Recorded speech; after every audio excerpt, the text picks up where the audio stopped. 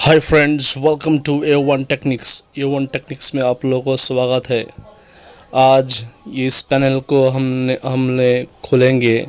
खोलकर इसका जो पेपर रहता है, इसके रिफ्लेक्टर, वो रिफ्लेक्टर साफ़ सफाई करके दोबारा ये इंसर्ट करेंगे। तो रिफ्लेक्टर का मॉइस्चर के कारण और उसके अंदर जो हीट जनरेट होता है, जो CFL LCD का जो हीट जनरेट होता है, इसके कारण, ये मॉइस्चर के कारण ये उसके अंदर धुआं टाइप का पदार्थ स्टोर जम जाता है। उसको हमने साफ़ सफाई करके दोबारा फिटिंग करेंगे। चलिए शुरू करते हैं।